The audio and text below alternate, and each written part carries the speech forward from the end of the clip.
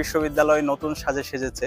বিগত সময়ে আপনারা জানেন ঢাকা বিশ্ববিদ্যালয়ে নিষিদ্ধ ঘোষিত ছাত্রলীগ, খুনি হাসিনা এবং তার দোসররা এখানে এমন একটি সংস্কৃতি তৈরি করেছিল যেখানে ইসলাম এবং ইসলামের যে কালচারগুলো ছিল, ইসলামের যে চিহ্নগুলো ছিল, সেগুলোকে সবসময় আদারিং করা হয়েছে। কেউ যদি ইসলাম চর্চা করতো, কেউ যদি নামাজ পড়তো, কেউ যদি কোরআন পড়তো, অথবা যে কেউ যদি ভালো কিছু ফেসবুকে পোস্ট দিত, তাকে বিভিন্নভাবে ট্যাগিং দেওয়া হতো, তাকে গেস্ট রুমে নিয়ে নির্মমভাবে তাকে নির্যাতন করা হতো। তো বিগত সময়ে আমরা কখনো ইসলামের এই কালচারগুলোকে সেলিব্রেট করতে পারি নাই। ইসলাম যেমন আমরা ধর্মকর্ম করি, একই সাথে এটার কালচারাল সিগনিফিকেন্ট আছে। আমরা মোগল আমলে, সুলতানি আমলে ইসলামের সুন্দর কালচারগুলো আমরা দেখতে পেয়েছি।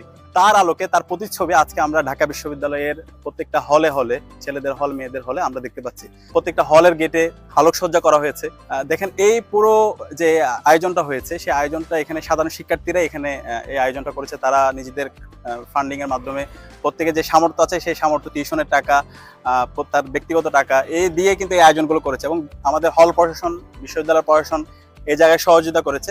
রমজান উপলক্ষে শহর সাজানো, উৎসব করা, এটা কিন্তু নতুন কোনো সংস্কৃতি নয়। প্রতি বছরই আপনার পুরান ঢাকা বলেন বা অন্যান্য জায়গায় আমরা দেখেছি সবসময় রমজান মাস উপলক্ষে, শবে বরাত উপলক্ষে, শবে মিরাজ উপলক্ষে মসজিদকে সাজানো হয়, শহরকে সাজানো হয়, বাচ্চারা উৎসবে মেতে ওঠে।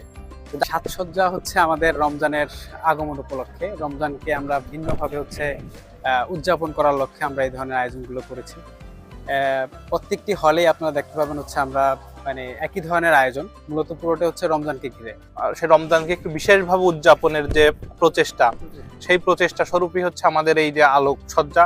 তো আমরা ঢাকা বিশ্ববিদ্যালয়ের শিক্ষার্থীরা বাংলাদেশেও এটির প্রচলন করতে চাই। আমরা বাংলাদেশেও যাতে রমজানকে একটি উৎসব হিসেবে পালন করা হয়, একটি উৎসব হিসেবে দেখা হয় ইবাদতের পাশাপাশি, আমরা সেই উদ্দেশ্য থেকে আমাদের এই আয়োজন। রমজানকে ঘিরে চমৎকার আবহাওয়া বিরাজ করছে, উৎসব মুখর পরিবেশ, শিক্ষার্থীরা খুবই আনন্দিত এবং উৎফুল্লিত। আপনারা জানেন বিগত দিনগুলোতে আমাদের ইফতার মাহফিল পর্যন্ত নিষিদ্ধ ছিল এবং এই রমজানকে কেন্দ্র করে নানান রকম বিতর্কিত এবং নানান ধরনের অপ্রীতিকর পরিস্থিতির মধ্য দিয়ে এই ক্যাম্পাসকে যেতে হয়েছে।